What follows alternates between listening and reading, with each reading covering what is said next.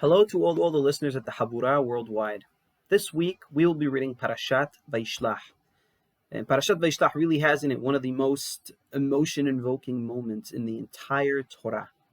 In order to get an understanding of what brings to this moment, we first need to backtrack a little bit just to have a little bit of context. So, essentially, Yaakov flees one parasha ago, in Parashat Vayiseh, after having a terrible fight with his brother, in which his brother Esav accuses him of having stolen the beracha, the blessing, stolen the bechorah, the oldest born rights, when in fact Yaakov doesn't feel like he's stolen anything because he bought the bechorah from Esav just years beforehand when they were younger.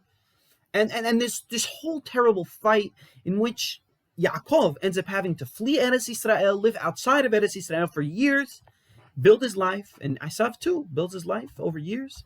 And it is in this moment that HaKadosh Baruch Hu commands Yaakov, it is in this context that HaKadosh Baruch Hu commands Yaakov to come back to Eretz Yisrael, and he tells him, return to the land of your forefathers and to your birthplace, and I will be with you. The fact of the matter is, Yaakov doesn't know if his brother Esav still wants to kill him or not. And he's not sure really what's going to happen. And it is in this state of unsureness that our parasha begins. And the Pesukim read, and Yaakov sent messengers ahead of him to his brother Esav, to the land of Seir, the field of Edom. And he commanded them, saying, so shall you say to my master, to Esav, thus said your servant Yaakov, I have sojourned with Laban, and I have tarried until now. And I have acquired oxen and donkeys, flocks, manservants and maidservants. And I have sent to tell this to my master, to find favor in your eyes. And the messengers returned to Yaakov, saying, we came to your brother, to Esav, and he is also coming toward you. And 400 men are with him. Rabbi Abraham ben Rambam explains that the pasuk, and he is also coming towards you, in fact means that the messengers were in fact informing Yaakov that his brother Esav still intends to kill him. So we're in this situation of crazy suspense. We don't know what's going to be. Will the brothers kill each other? Will Esav triumph over Yaakov? Will Yaakov triumph over Esav? Or will the inevitable happen and the brothers will make up? And finally, Esav and Yaakov approach, and lo and behold, the Pesukim read, Esav ran towards him and embraced him and fell on his neck and kissed him, and they wept. Why the sudden change of heart? How does Esav suddenly in the final moments decide to embrace Yaakov, not kill him, to kiss Yaakov, to make up? This is the very same Yaakov that he wanted to kill his whole life. That all we hear about Esav and Yaakov, all we hear about their relationship is the toxicity and how they want to just kill each other. So I'm going to offer two explanations for this issue, and many explanations exist. But I'm going to offer two, and through these explanations, we're going to see that Esav's transformation, in fact, offers much insight into human psychology, especially pertaining to the gap between expectations and reality. So the first interpretation is that Esav really did have this bottled up anger against Yaakov for many, many years. He wanted to kill Yaakov, and he wanted to get him good, and he was waiting for this moment his whole life. And as the moment drew closer, as Esav was seeing Yaakov in the distance, he realized that Yaakov is pretty well off, but then he looks around and he sees that he's pretty well off. And suddenly he realizes that in the current context, his anger at Yaakov is no longer relevant, because while Yaakov may have taken the beracha and may have taken the bechorah, Yaakov also really did buy the bechorah from him many years before.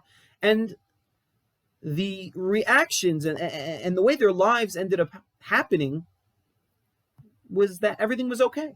Yaakov is rich, or pretty well off, and so was Esav.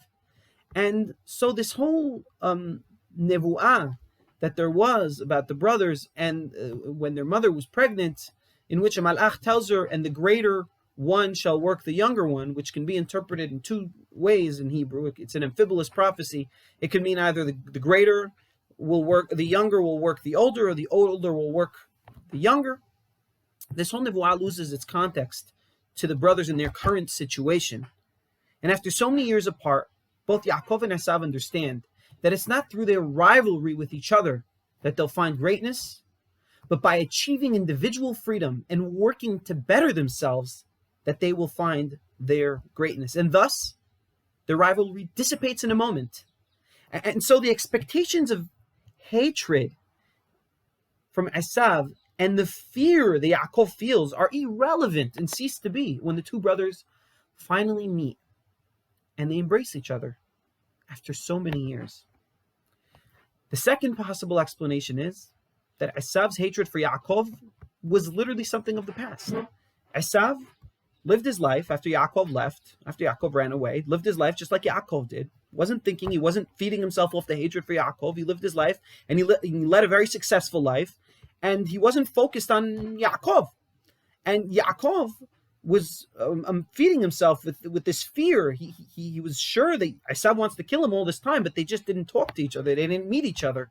And so when the moment finally arises, Yaakov realizes that his expectations of fear from Esav, his expectations to be threatened and killed by Esav, were false expectations. And while I suggested two explanations, obviously there are many more explanations for the reasons that Esav didn't actually want to kill his brother Yaakov. But I think the takeaway point here is that in life, we have so many assumptions and many hard feelings that we hold on to. Oftentimes, we don't realize that our negative convictions regarding others are simply things of the past. We build expectations, enormous ones, for a specific moment. And then when it actually arrives, things are extremely different from how we imagine them to be. This is an important lesson in life. It truly is, especially when handling delicate internal family dynamics. We all get into fights with family members, and it really is just part of life. But the question is, can we learn to forgive and forget? Is it healthy to keep anger bottled up for so many years when we could be living our lives without thinking about those things? Do we really need to hold up to bottled up convictions about our loved ones and only to discover that we were wrong years later? Our Parasha has in it, I think, a truly genius depiction of how things aren't always as they seem.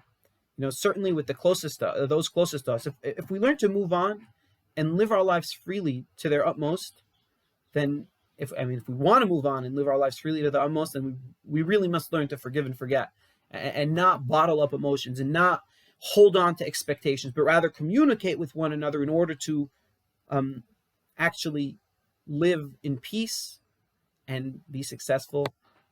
Shabbat Shalom, Mevorach.